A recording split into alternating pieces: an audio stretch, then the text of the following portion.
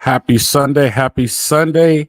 It's the Bet Online Salute Detroit podcast. We're here with another Victory Sunday.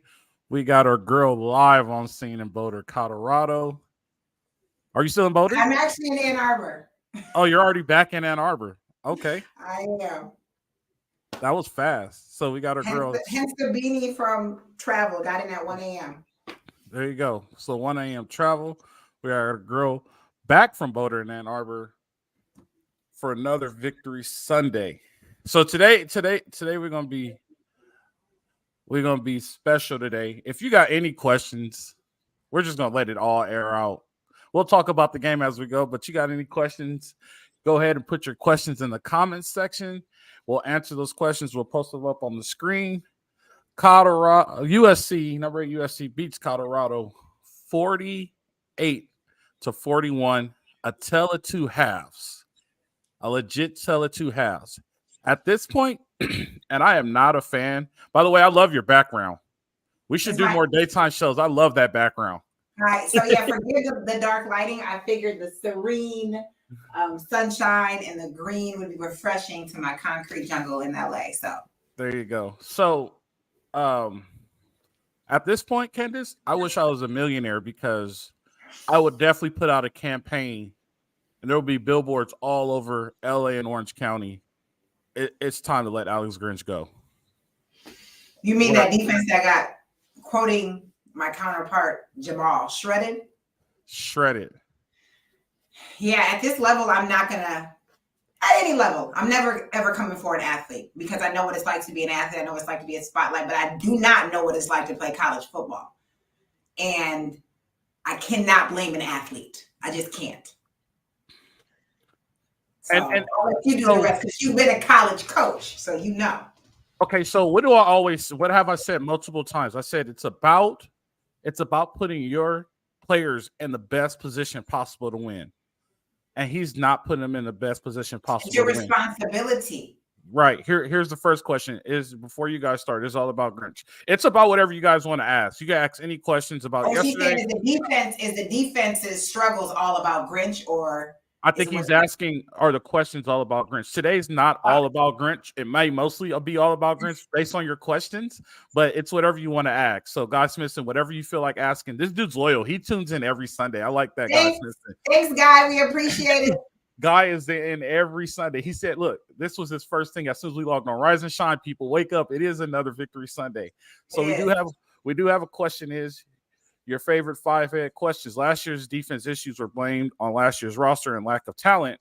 What's the excuse this year? New players, same issue. So no, that is a good question. It's scheme. And if you look at all of our podcasts and every time we talk, the best one to look at is the Stanford game, your favorite five-head. I will say that. Go look at our podcast when we recap the Stanford game. And me and Jamal got so much heat for that. And I said that the defense is not there yet. And you said that at the beginning of the preseason. That the defense is not there yet. And it's not the players. The players are good. You know who showed up yesterday? Mason Cobb. Mason Cobb was all over the field. Mason Cobb showed up yesterday. Bear Alexander was a little hit and miss. He wasn't 100 like he normally was. But Mason Cobb showed up yesterday. The talent is there. It's college football. So you're not going to have 100% great players. Alabama doesn't have 100% great players on their defense. Georgia doesn't.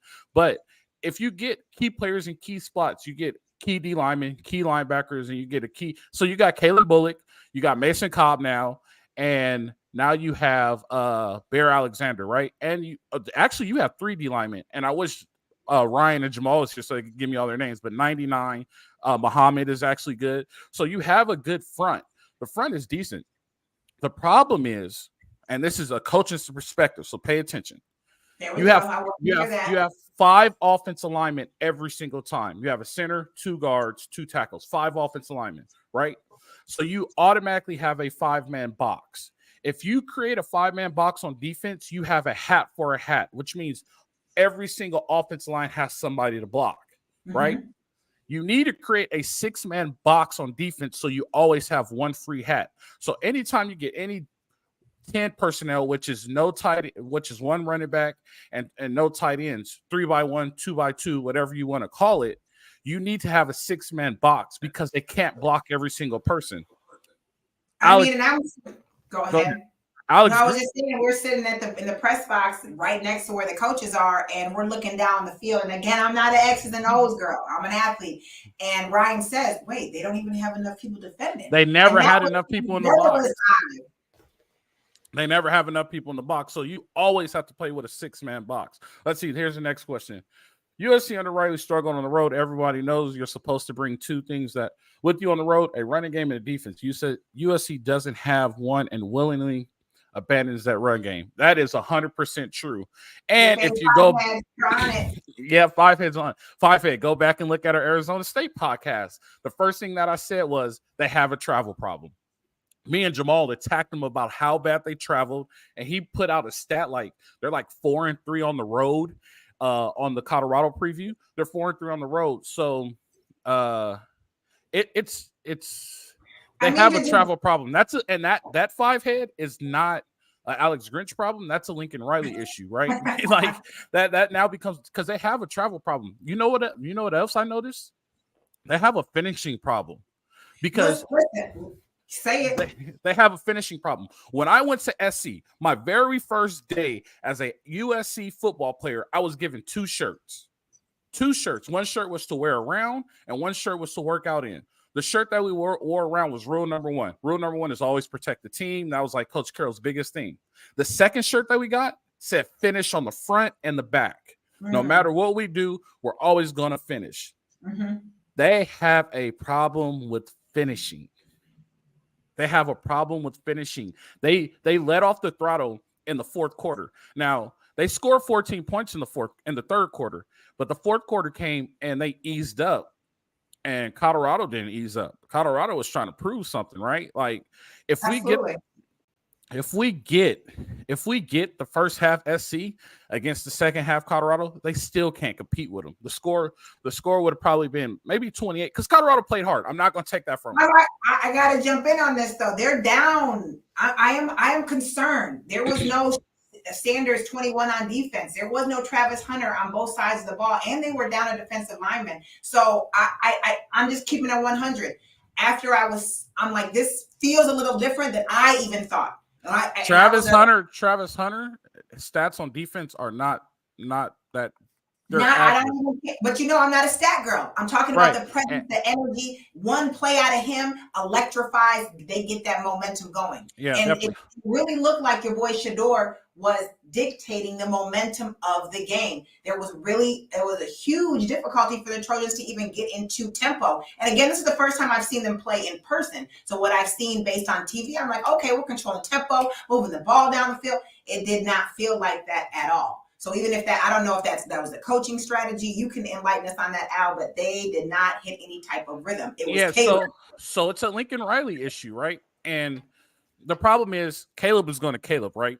Caleb was quiet the whole week and 6 touchdowns, 406 yards passing. Like, I will say this, and you have to admit this. You have to see the difference between Caleb Williams and Shedeur Sanders. There's a big difference between those two quarters. And I'll touch on that. In the press conference, I'll just be 100. You got a lot of journalists who want to just really just nail a right question, a perfect question. And I appreciate Prime and Shedeur. Like, I don't know, not a moral victory. No, it's not this. We got beat by a good team. And when it came to, which I'm never a fan of, and one of the reporters were like, so if Caleb Williams doesn't play like Caleb Williams, do you win? And I'm like, what kind of, and Prime was like, what you mean? He's a dog. He executes. He's better than some NFL quarterbacks, and it gave such a positive, poised response about Caleb. And I appreciated that from them because, Prime's going to give me that 100. Yeah. So he radiated positive words. And anytime that's coming from a coach, a Hall of Famer, his eye and his perspective is different. So he raved about Caleb Williams. So this one, I like this one too. Guy's on fire today. Guy, you're on fire. Looked like Tulane game last year. 100% looked like the Tulane game last year. They were up big on Tulane, and then all of a sudden, like in the fourth quarter, it just disappeared. Like they just lose it. This is also a good one right here. I like this one. Asking Caleb in the office to be perfect every Saturday because you refuse to upgrade the defense isn't the formula for national titles. He should have learned that at Oklahoma and last year. Okay, so I'm going to address this. In one aspect, your favorite five head, you're 100% right. You can't ride the coattails on Caleb Williams if you want to become a national championship team and you want to win football games and be undefeated. You're 100% right. As far as upgrading the defense, athletically, yes, they did upgrade the defense. Schematically, they did not upgrade the defense. So they have the players on defense to be better. They're not put in the best situation possible, right? So I feel like the situation that they're putting them in is not great. But the way they play is way better. Like, do you feel like, from the coaching's perspective, I'm an athlete perspective, coach's perspective, right? You need to stop saying coach. I'm an athlete too. We went to the same university. I'm a coach too. We got the same check at the beginning and end of every month out of Monica's office when we went to grab those red wines. I'm an athlete too. USC stuff. Your check might look a little different than mine. But y'all took care of us. Hey, football team always took care of us. So just saying, with the scandal, we all part of the scandal. Yeah. Just saying. No, I guess my athlete mindset. Real quick, you guys, I love the interaction. Don't forget your question, Candice. You guys, I love the interaction. Keep the questions coming. I think this will make our Sundays way better. I like this idea. Just keep firing questions. I'll get to them the best I can. Go ahead, Candice. Execution. When I hear a coach says, this is what we're going to do, we're going to execute it. It doesn't matter even the level of talent, like you said. You're not going to have 100. You're not going to have 99 ratings on your entire team. So are you saying with Grinch's schemes and what he's running, they're executing that, but that does not fit for USC to be successful? Yes. I'll give you a good example. The last touchdown that they scored, right? This is the last touchdown that they scored. The new kid, Omarion, right? Omarion Mitchell, the kid who just came out of nowhere. Hold on, I got to pause real quick. So we're in the press conference, and a certain type of journalist, which was about 90% of them, kept saying, "Hey, Marion." I saw that. And then Shador was like, his name is Omarion. This is my guy. Like, Omarion. You didn't see him running around the field? Oh, yeah. my guy. So there's two things. I don't know what happened to the corner, and I don't know who number 14 for USC is. He should have never been in the game because he would look like Eli Apple out there. He was getting rolled all day. He just randomly showed up in the game, and all of a sudden they started rolling. But I will go back to this. The last touchdown that Colorado scored, right? They put Caleb Bullock over the top. The goal was to double team Omarion, which I get. But then you got another guy in the slot and you have nobody carrying the slot and you want the safety to play between the two of them.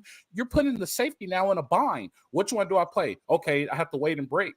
Can't do that. Play it right. If you wanted to do it, just have one safety play over the top, and then you play trail technique with a nickel back on the slot, and you just play over the top with the corner. Now the safety can help the slot, which Caleb Bullock would have got a slant, and then you got a corner over the top. If you would have stopped and ran anything, a curl or anything like that, or any type of post, he has the help from the safety. If you run a curl, you rally and you make the tackle. So those are the situations. He's putting Caleb Bullock in a bad situation. Oh, I need to go help 14 because he's getting roasted apple all day, right? So Caleb Bullock went to go help him, but there's a slot running a post and there's nobody there.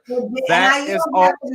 Yeah, you don't have to know what you know to see that. So sitting up at the press box versus a fan level, I'm kind of like, what is happening? And it's kind of looking like my 5-year-old's on the sticks right now.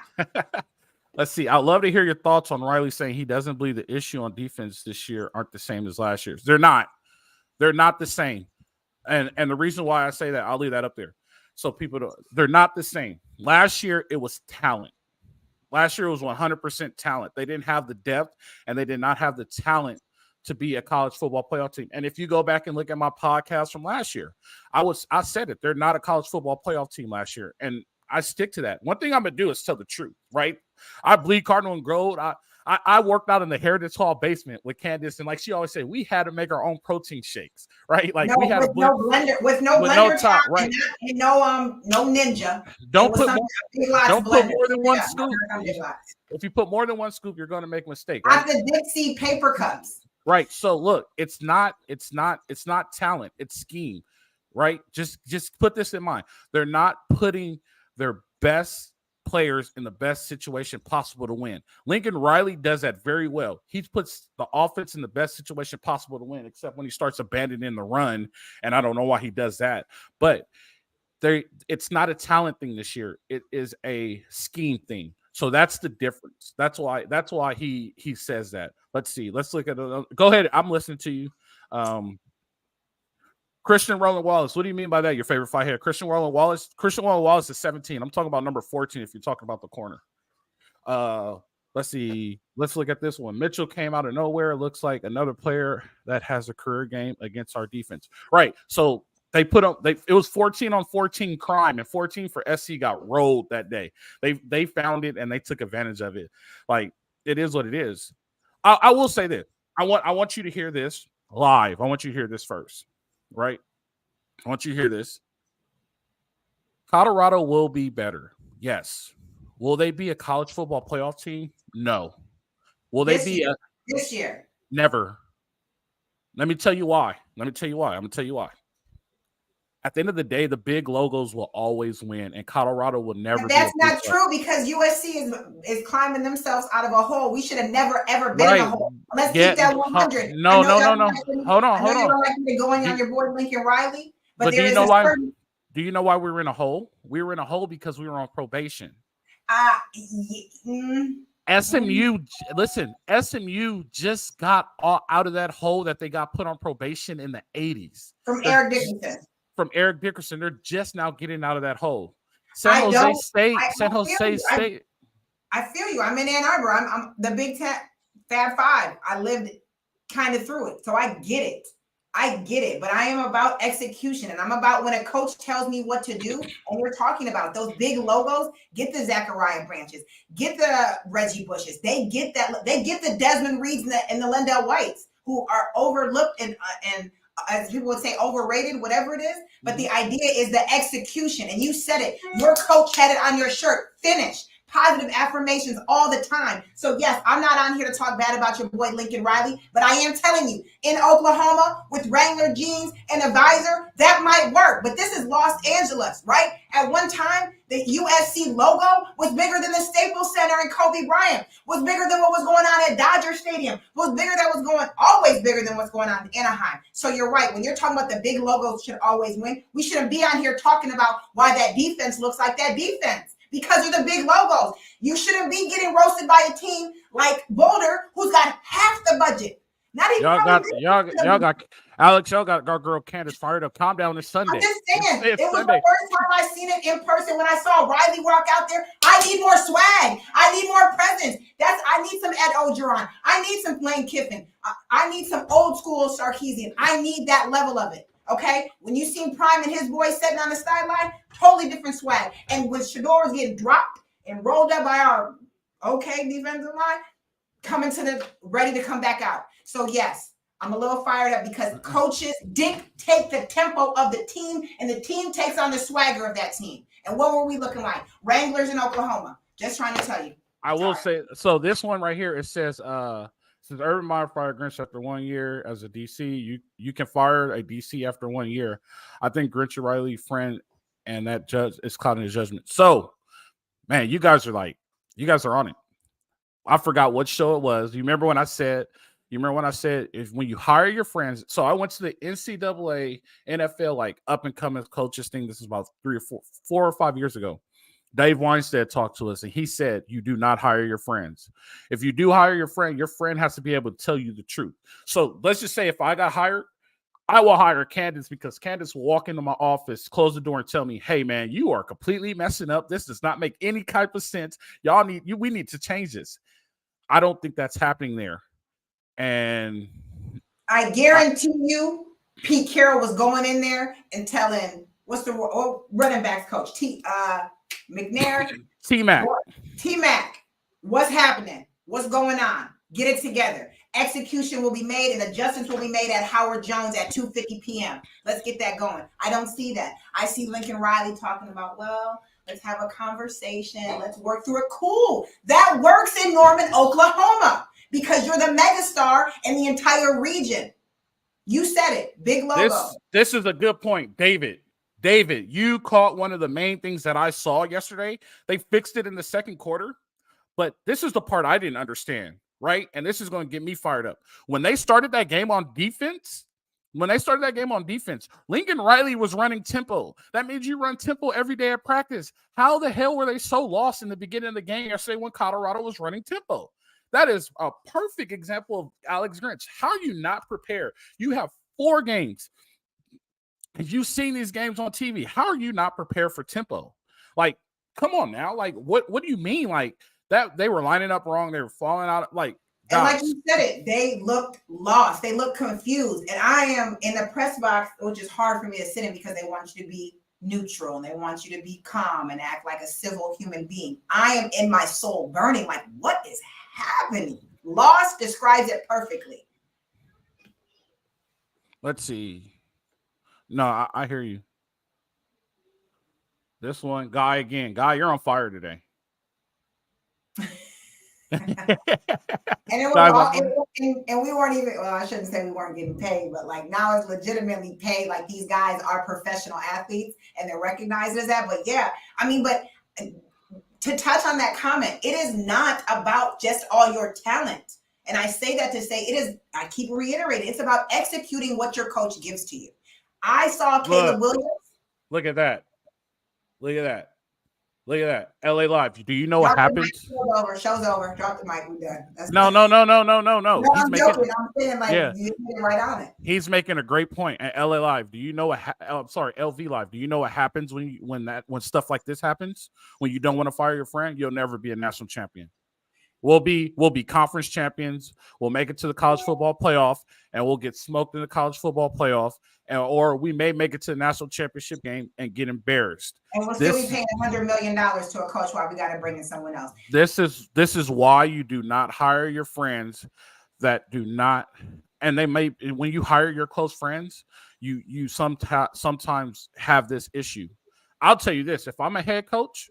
If I hire any of my friends, and I've had this conversation when I was up and coming in the coaching industry, like when I get my shot to become a D coordinator Division I, and I'm telling all my friends, I used to always tell them this: look, we're going to have a talk if things aren't going right. If you're a position coach, I may have to demote you and I may have to let you go, but that doesn't have anything to do with our friendship. It's just business, and it's the best situation possible. If you want me to succeed as a defensive coordinator, then you should understand that you're not the best fit here. So you're saying, great point. So you're saying maybe even Lincoln, because we know that's just not in his heart and his swag, apparently, that Grinch walks into an office and is like, look, I respect you as a friend. I respect you as a colleague. And you know what? I'm not cutting it right now. I'm not cutting it. And it's not a good look for you. So you're saying you're hoping that Grinch walks in his office and says that.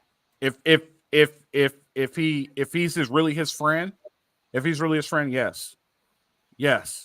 If he's really his friend, yes, he needs to walk in and say, this is funny right here. Look at that. It's a bromance problem. Hey, if he's really his friend, he needs to walk in and say, yeah, it's an issue. This one right here. So it's not just Riley. So the problem is Riley inherited. I want to expand on that a little bit. And I'll just be very honest. I didn't watch Oklahoma. I'm not familiar with them. That's so this is the issue. Grinch is a Mike Leach guy. Riley is also a Mike Leach guy, and it all comes from Hal Mumme, right? So then when Stoops adopted that offense, they still brought that Hal Mumme mentality. Hal Mumme had never had great defensive teams. So it's a mentality. We're just going to score more than you. Oregon had that same mentality when they had Chip Kelly. We're just going to score more than you. But at some point, Oregon, you're going to have to play Oregon. At some point, you're going to have to play Washington, and they can score just as much as you, and you're going to need a defensive stop. Like, it has to become a defensive stop. Like, so that is a bad I actually know who this is. This is my fucking little brother. But you're going to have to make a stop. Wait, let's see.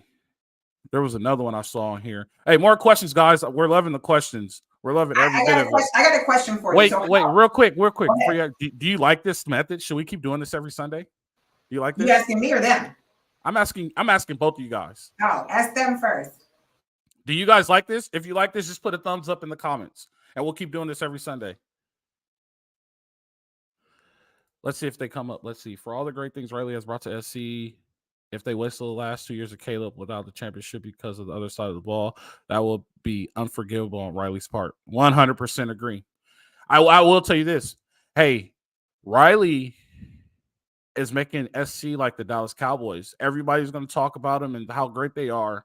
and they're not going to accomplish anything. Listen, we're going to lose to Washington, Oregon, and Notre Dame. We're just not good enough on defense. I disagree with that. I 100% disagree with this one. I will tell you this. I think Oregon and Washington will be a fight, but Notre Dame, I watched Notre Dame last night. They're very blah on offense. They're always blah. They're always blah. Yeah, they're not, but so you're saying the method of score high works better here, and I see what he's saying, not good on defense. Maybe we don't put the hammer down and goose egg them, but you're saying we can outscore them, so if our defense is subpar, we can skate by. Yeah, we'll be able to skate by. That's the big logo USC way. Let's just keep on doing it. And I'm going to go here with this. That's why I am so protective. I nearly got kicked out of the University of Southern California for not having my ish together. When I say nearly, they were like, yeah, so your scholarship is not going to be removed. So I have a huge issue when you get to make $100 million. I have a huge issue when you get to walk in off the street and be the AD and get the keys to the shiny Rolls Royce immediately. I have a huge issue with that. So yes, the expectation is not about you making $100 million. You know why? Because my husband was in the NFL, and I remember everyone having an opinion about what he did on Sunday. And I'm like, you don't even go to Planet Fitness, so don't come for it. But Riley, you're not out there taking them cut hits. And this is the question that I wanted to ask you. How often is it that a coach calls a play, send it out to the QB shakes it off and does something else? How often is that? Okay, so there's two situations, right? So you have what's called, in my day, it was there was two things. There was a check with me and there was a hard count, right?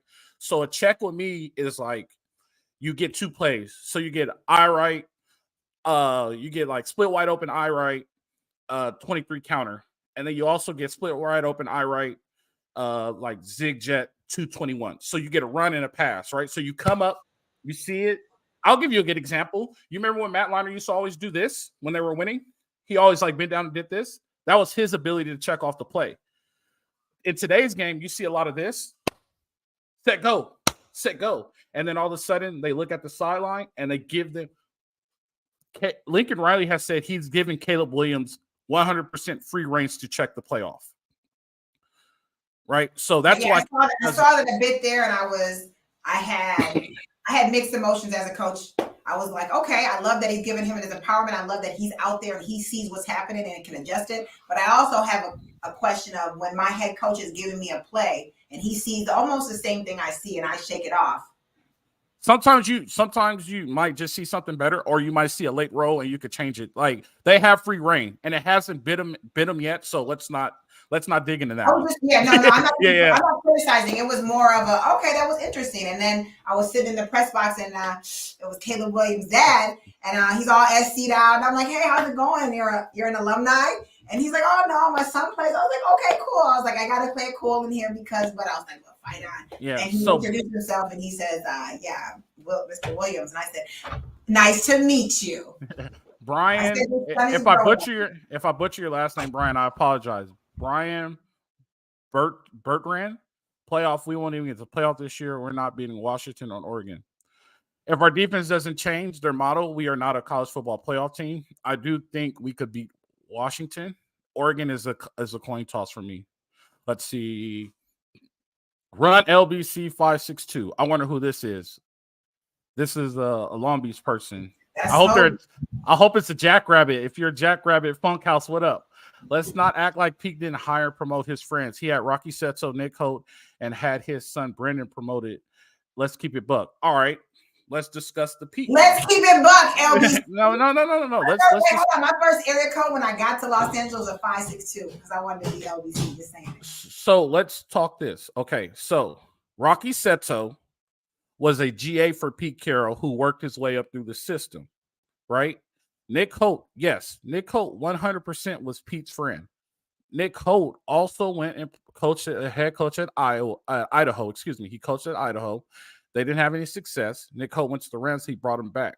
The difference is Nick Holt was very successful. You know what I mean? Pete Carroll and Riley are two different guys. So what Pete Carroll's friends look like and what Riley's friends look like, Pete Carroll's friends can come to my dinner party all day. Nick Holt was very successful. Nick Holt has been very successful wherever he went. I will tell you this: Pete Carroll has fired people with the Seahawks, Rocky Seto. Nick Carroll will fire people if it's time to fire people. Nick Carroll and Norm Chow was also very good friends, and Norm Chow didn't stay at SC very long. When he came back, his son Brendan got promoted. Let's keep it a buck. Brendan was only a receiver coach when he was at SC when I was there. And so it's not like he was, you know what I mean? Like he had a little bit of constraint on him. And people forget that Pete is a defensive guy. So this was way a whole different situation. Go look at all the people, all of his friends that he fired in Seattle. He fired Golden Pat Rule. He fired Ken Norton. He fired Rocky Seto.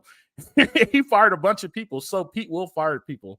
That's a good point, though. I do want to keep it a buck. And then when we sat in that press conference and they were talking about Shador, and Coach Prime was like, "Look, there's no what he's like. What y'all call it, nepotism here?" He was like, "If he don't play right, he doesn't play. So yes, you have to be prepared." I don't know that, so I'm not going to say they are because I don't know what play they're calling and what they're strategized to do. I, in my opinion of coaching, I think the only way that they are checking out of plays is because Caleb doesn't like the look, but I don't know what the original play call is, so I'm not going to speculate and be like, yeah, he is, and trying to create something with the running game. So he does check out of a lot of plays, but I will say this. Caleb's checks have been pretty good this season. So let's not knock him for checking off plays. Like his checks have been pretty good this season. And I have seen Lincoln Riley get on Caleb about some of his checks, and I do know that they correct that. So I don't know what he's checking into and what he's checking out of because I don't know what the play call is. I can go to the game and steal all their signals, though, and then I could get really deep on y'all, but I'm not going to do that because it'll be on the internet, and so I'll be giving it away. A lot of negative social media posts from players. Should Riley address this immediately?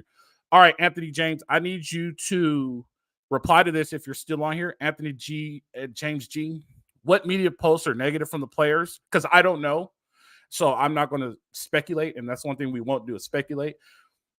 What negative posts have you seen, and what? Yeah, and then we could talk about it. So just let us know.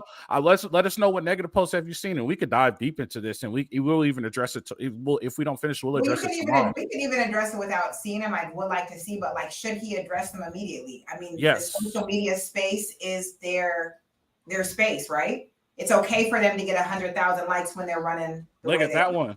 Washington defense is stats ranks worse than USC. So that's why I'm not really worried about Washington. You know what I mean? Like Washington has a very good quarterback, but I feel like, man, Caleb Williams is like fucking Kobe though, man. He's going to shine. I think those games are different. Let's see. What is this one?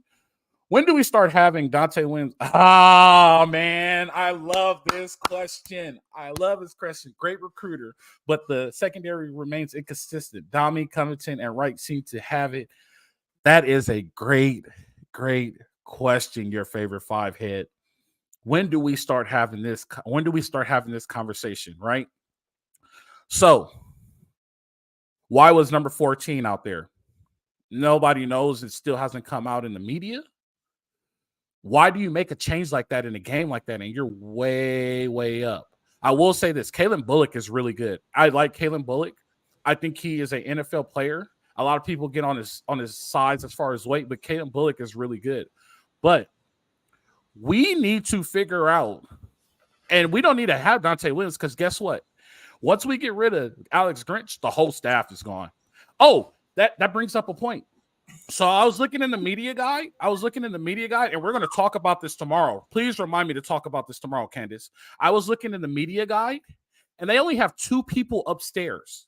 And the rest of their defense staff is on the field. They're missing a lot of stuff. And tomorrow I'm going to explain to you when I coached with a very good defensive coordinator. He was old school. And when I call defense, how I set up my game day staff so we don't miss anything. They're missing a lot of things. Let's see. Is this Anthony, Sam Green, Kieran Bars looking for signs and questioning their decision? What do you mean by that? Let's keep this conversation, Anthony. What do you mean by that? I don't know what you mean by that. And I want to say, yeah. But Kobe had a clutch gene. Hell yeah, Caleb has a clutch gene. Are you crazy? Go look at all of his games. No, Go to Oregon State. They were on his shoelaces ready to take him down, and he was what?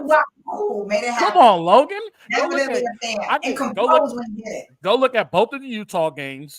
Go look at the Oregon State game. Go look at the Arizona State game last week. Yeah, he has a clutch team. Let's see what we have here.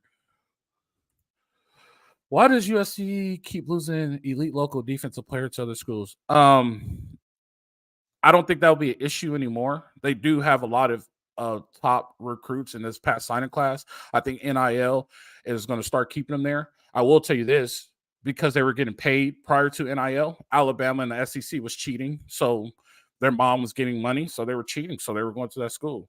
I'll let you. That's easy.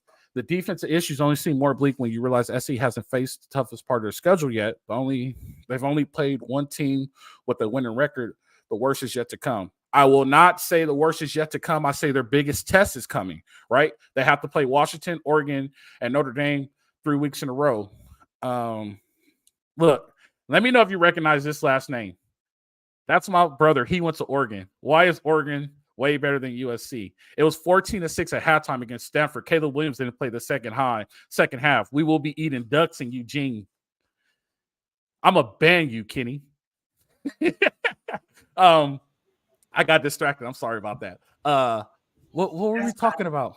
Oh, the schedule. So Notre Dame, I'm not worried about Notre Dame, which will be a tougher game. I'm not worried about Notre Dame. Oregon and Washington will be a tougher game, but I'm not. Be in the Pac-12 championship game. Yes. I think here's my prediction. I think, and Kenny, I hope you listen to this one. I really want. Let's put this back up here because he went to Eugene. This is my brother, you guys, so don't go too hard on him. USC will probably play Oregon State in the Pac-12 championship game. Yep. Oregon State has the toughest route. Ducks don't even have teeth. That's a good one. That was a passive aggressive blow. I'll take that, bro. Oh yeah, that is a Poly Funkhouse. There you go, Funkhouse. That is a Poly guy. There you go, Funkhouse. Yeah. Ducks don't even have teeth. That's funny. Funkhouse. I'll take that all day. Let's see. USC fans are crying about our defense. LSU gave up 55 yesterday, and Notre Dame struggled again. Okay, bro. Let me tell you something. You're going to run into a B Hunter. Just hear me out. You're going to run into two teams that have the same mentality. That have the same mentality that we have. We could score more than you. I don't know if we can make the stops. And you hear Ryan say this all the time. We need 4 stops. I don't know if we can make those stops. And then those games are going to come down to it, right? That's what my worry is. I understand that LSU gave up 55 yesterday. It was a big game, and that happens. Sometimes defense falters. But at the end of the day,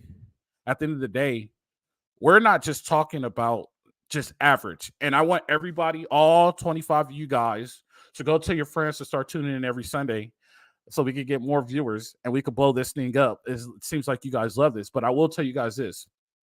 The level we're talking about is not just winning the Pac-12 championship. We're talking past the Pac-12 championship. You're muted, Candice. We're talking about being an elite college, elite university that wins multiple college football championships. Do we turn this around? What has to happen for this to be turned around? Let's get some action items because it sounds like they might need some of your solution. And good, Coach Al is available to come out there and volunteer coach. NCAA rules permit. I'm not volunteering coaching. My time is worth a lot of money. Hey, there we go. I will tell you this: it's easy to turn around. Just put 6 in the box. Okay. Always have +1 in the box and make the secondary coverage simple. I think they're over analyzing the defense and they're doing way too much. Let the defense keep it simple. Let Riley and Caleb run the score out. You keep the defense simple, they play a lot faster. Bear, look, you only have the A gap. Unless we give you a blitz, you only have this, and this. You walk into the game and you give a defense 5 to 10 things to only worry about. Watch how much faster they play. You know what I mean? Let's see. My point there is no lock defense in college football. What do you mean by that? Can you elaborate? Oh, we got our beat writer, Justin. Justin, what's going on? This is our beat writer for USC. I've been trying to get you on our show for a long time, and you keep dodging me. Can you please hit me up in the DM on Slack so we can get you on our show? Justin is our beat writer. Yo, Alfred, what's up? And Alfred, Candice, what's up? We are going to have a convo about the missed assignment rather than scheme. Both are bad, but at some point, you got to do your job.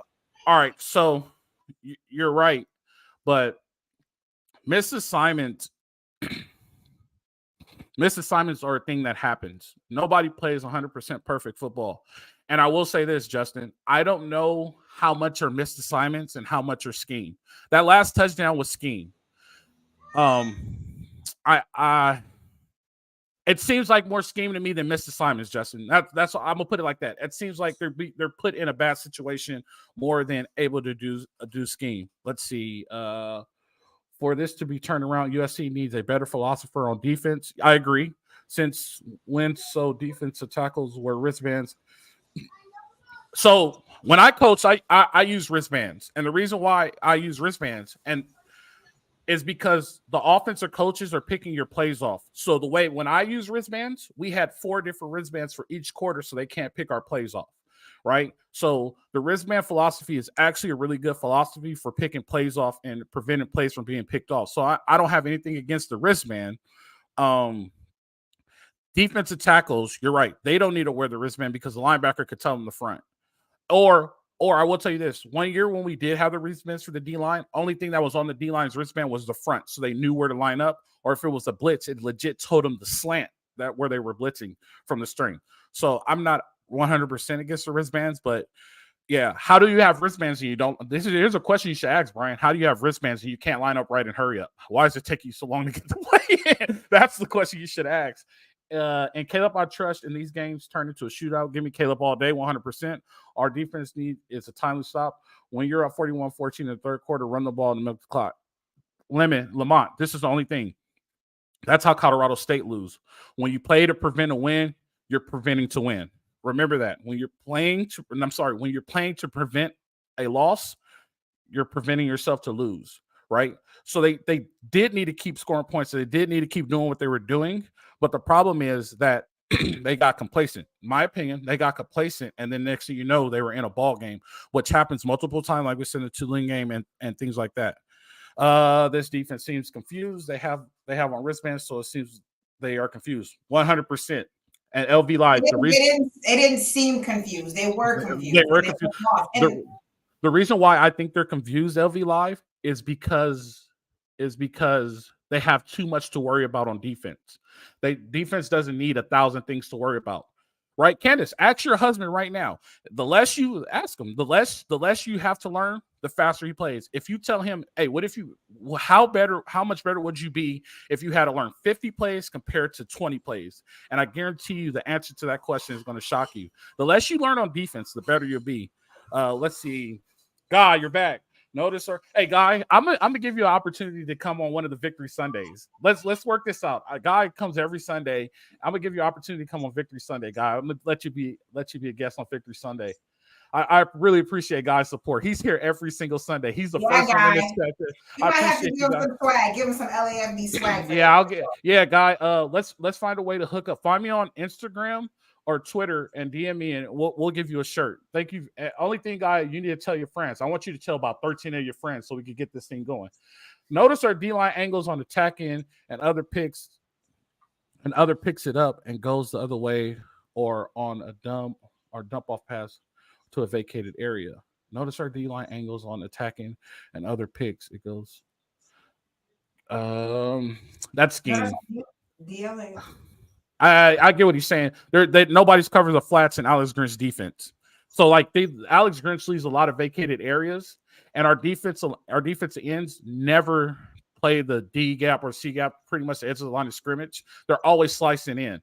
So there's never an edge on the defense. We have no edge. That's actually a good so do we feel better about and I don't like saying feel better because this is sports. Do we feel better about your wins when we're running up the score and our defense is shutting them down? Let's go. Let's ask the fans. Do you guys feel better? Here we go. And do you guys feel better when we win and blow them out and do good on defense? So good on defense is about 21 points for us. We're just talking SC.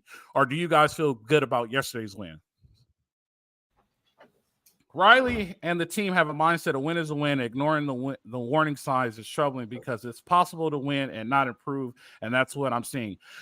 Yesterday in his press conference, he was not happy with Alex Grinch. They don't show SC's and you were in the press conference, right, Candice? Sadly, I went to the Colorado press conference. I figured I could get Riley anytime I had to go. No, you're good. You're good. Ryan went. Yep. So yesterday, Riley was not happy with Alex Grinch, and he said there's a lot of things we need to improve and we need to get a lot better. He's not happy with the win. He was not happy with the San Jose State defensive performance. He's not happy with this. So he's using that for the media. He's saying a win is a win with the media, but he's not happy with it. He's letting them. On that, I will respect that, and we'll touch on that because you said Pete Carroll protecting your team. It's not Riley's job to go in front of public and take his coaches down. So protecting them, what goes on in-house. But I'm hoping they're having those conversations for sure. I also have another question for you guys. So I'm gonna look up the question we just asked. If this defense stays at the pace it is and Caleb stays at the pace it is, do you think he'll win a Heisman? They should run a 4-3 and keep it simple based defense. They do run 4-3. They run a 4-3. They just have two stand-ups in. They have two stand-up ends. They run a 4-2-5. I agree. Again, I'm not an X's and O's, but I deal with athletes. Keep it simple. Bottom line, keep it simple. This defense seems too complex. You're 100% right. Let's see. Lamont Hart, question. Do you agree with the linebacker rotation? I don't see it with Cobbs and Curtis. I thought we played better with Gentry and Davis, not to mention Gentry seems to be a little bit. The linebacker rotation is hard, Lamont. That is a very good question. That's a very good question. Because Gentry has an aspect, Cobb has an aspect. Tackett Curtis is going to be one of the best linebackers, probably up there with some of the best linebackers because he's only a true freshman. Davis is playing really good. If it was me, I would create a three series rotation. There'll be a new linebacker out there every 3 series. I don't know what the issue is because I'm not at practice. But Gentry and Davis does need to play more. Gentry may be more of a leader, Lamont, because of Cobb, because Gentry was there last year and Cobb is he's new to the team. So that might be the reason why. And Gentry felt that hurt last year. So he probably doesn't want to feel it again. No, I want the defense to have adversity so they can get battle tested when the ish hits the fan. Oh, okay. I can agree with that. I agree. Battle tested is this. B Hunter, this is the only thing I say about battle tested. Battle tested is this: if it's a shootout game from the first quarter, when you're up 41, 30 something, 14, and then they have to come back, that's not battle tested. That's the only thing. Yes, but for the athlete perspective, I like that though. I want that defensive that secondary to go out there and have confidence in what's going on, and doesn't seem that they have confidence. I think every USC fan will welcome a 27-3 win over a 38-31 win right now. No, I agree. I 100%. I can't even argue with that. It did not. I mean, it did not feel. And we live and we got comments. It did not feel like a USC win yesterday. It did not feel like a USC win yesterday. It felt like they were scrambling at the end, like oh shoot! All of a sudden they woke up. It was like, oh, we don't have this game anymore, and that's when I think it's a Lincoln Riley issue. I thought Grinch runs a 3-3-5 scheme. I don't think he runs a 4-3. He does run a 4-3. If you notice, like he has Jamil Muhammad, which is number 10, and then he has another stand-up in, and then Bear Alexander's in a 1, and then number 47 is in the 3 tech. So it's a 4. He last year was 3-3-5, but now he has 4 down linemen, and the 2 ends are stand-up ends. He does bounce into the 3-3-5 every now and then, but for the most part, he's based out of 4-3. If I'm wrong, if you see something else, just let me know. But from what I've seen, it looks like a 4-3. I think Cobb played really well. He was feeling he did. He came to light. I do agree with you on that. Cobb played very well. And let me tell you this. Austin Jones, I'm the biggest Austin Jones fans. I'm the biggest Muhammad fan, and I'm the biggest Mason Cobb fan. Anybody on the USC Salute to Troy podcast could tell you those are my guys, and I am pushing for them every single time. I fanboy on them all the time. Does Mason Cobb play better with the adjustments of the defense you're talking about? Oh yeah, if he only has the A gap to fill, what? Hey, you just play football and flow. You see gap, go hit gap. Yesterday they gassed out, and Riley should have used the run game to assist the defense. I agree with that. I think Riley needs to establish the run game a lot more because he has a very good running back in Marshawn Lloyd, and he's not giving them enough touches. Grinch funds blitz on 4th and 22 and gets burned. Stupid. Yeah, that is stupid if he did that. Let's see. What do you want, Justin? All 4 LBs are incredible. Anthony Heller, 8 missed tackles from that unit can't happen. Cobb, Curtis are downhill, but struggle and pass. Right. So and perfect. I love this comment, Justin. So the question about the linebacker rotation, use them situationally, right? So if I'm in 3rd and 5, where it's an in-between, they can either run or pass, or 2nd and 5, 2nd or 5 one's running fast, I'm using Cobb and Curtis 100%. If I'm in 3rd and long, I'm using Gentry and Davis. That's the rotation that you need to use them. That's what I would do, in my opinion. But I'm just a podcaster. You guys don't have to listen to me. Davis didn't look good yesterday. He created a clear lane for Shedeur to run through for a TD. You don't know the scheme, David. So you don't know what he's taught. Because to me, it looked like they were all bailing out and dropping 8. And it looked like they were trying to spy with the defensive lineman. And I hate quarterback spy. If you're in the zone, if you play zone right, you automatically have a spy. If you choose a guy to be a spy, come on. Let's see. I love the questions, guy. I appreciate you. We've been here for 51 minutes. Candice, if you eventually have to go, you could go, but I'll stay here and we'll stay here all day and we'll keep doing this. Can we have an honest conversation about Tackett Curtis? I think he's not ready, and Rajon seems miles ahead of Tackett Curtis.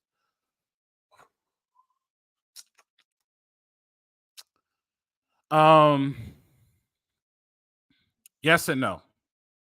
I think the game speed is a little bit ahead of Curtis. You're right. But I think playing wise, Tackett Curtis is pretty good. And then this is one thing you also have to understand. Tackett Curtis is only 18 years old. Like, he's a freshman. Like, he's only 18 years old. He's starting as a true freshman. But if they get a better rotation, I think it helps them both out because they have fresh legs, and I think they both need to play. But if it was me, I will start Tackett Curtis all day, every day, 100% of the time. Let's see. I think Lincoln Riley prefers the feast or famine style because he doesn't want the long clock during the drive. He wants his offense to get more snaps. That's why.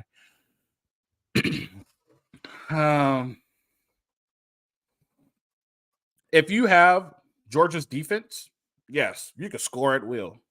You don't have Georgia's defense. At one point, I don't remember if you remember, I sent you this text during the game when they should have went for it on like 4th and 3 or something like that on their 45. I was like, God, he just willingly puts his defense out on the field. If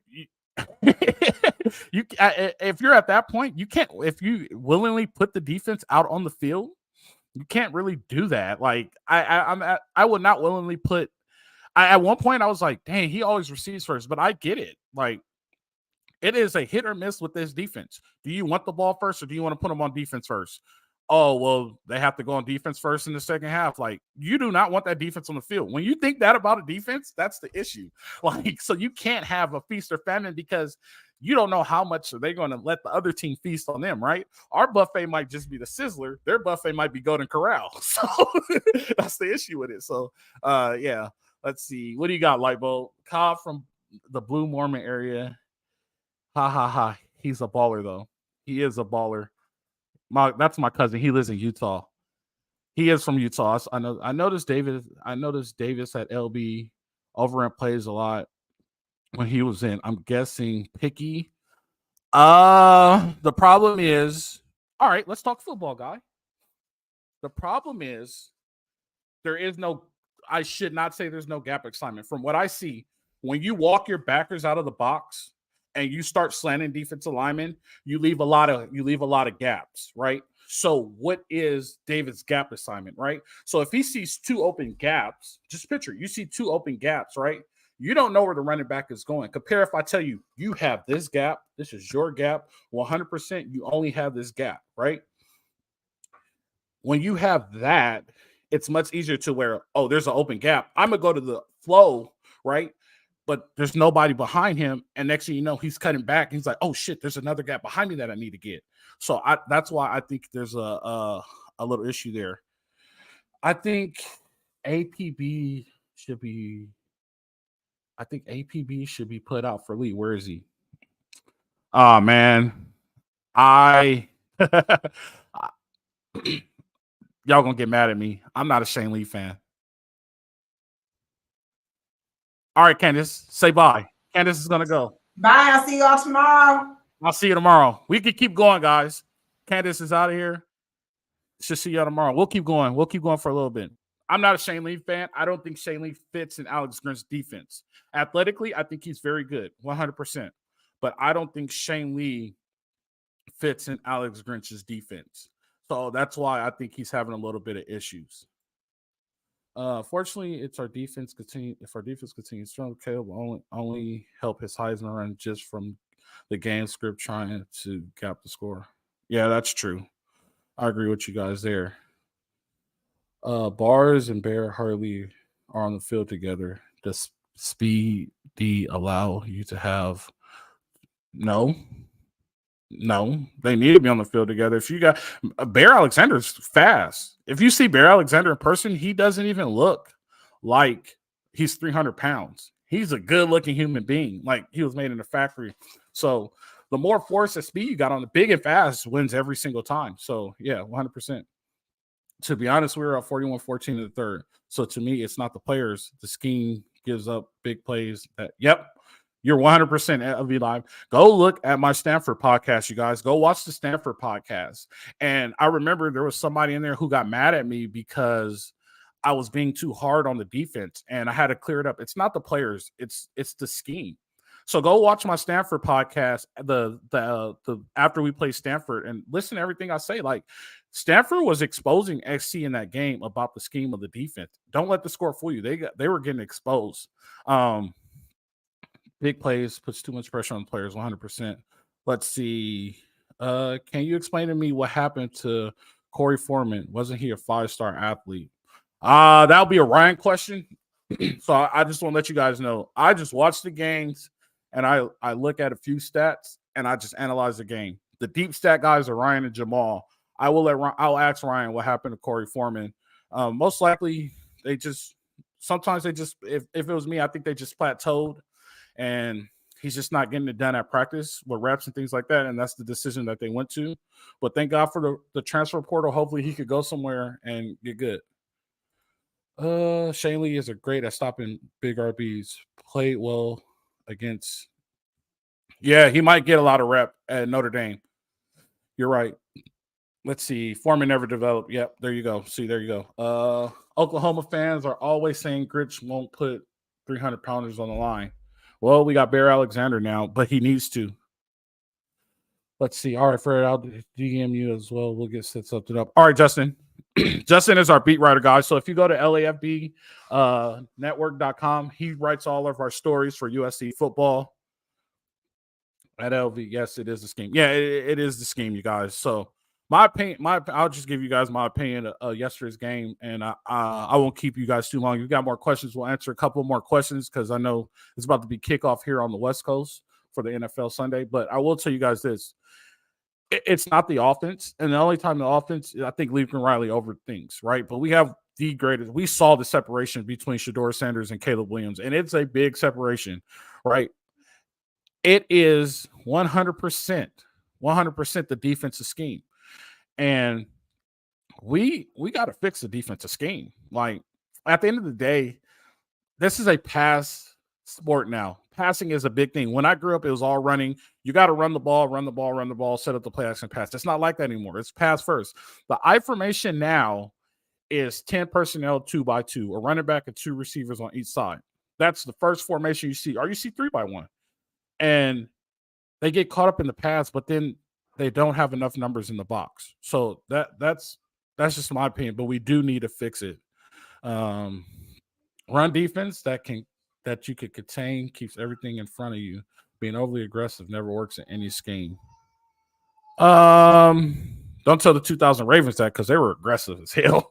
But I the only problem I have with keeping everything in front of you is that's a little bit too conservative, and you seem to sometimes forget over the top, and that's when a big play happens. So that's why that happens. Let's see. Lamont Hart question: what do you see is going wrong with the DBs? People play Dante, but Grinch is in charge. To be honest, I just think it's a rotation. When have you seen a consistent starting group out there with the DBs? It's always a different. There's always a different group of DBs out there. Oh, I know why 14 was in, guys, because number one got hurt. That's why number one got hurt, and then all of a sudden they had to put 14 in. So, and that is the issue right now with SC. People forget. You guys got to remember this. People forget that SC is still rebuilding, and they are way ahead of schedule. Right? Last year, I only had them picked to win about 9 games or something like that. Now, I mean, they're ahead of schedule, so they don't have the depth. Right? They put 14 in, and then the 14 from Colorado just murdered them. Right? So those are the things we have to worry about. Any last questions before we get out of here? I don't want you guys to miss kickoff. I know kickoff normally starts about 10:05 my time, 10:15. You guys got anything else?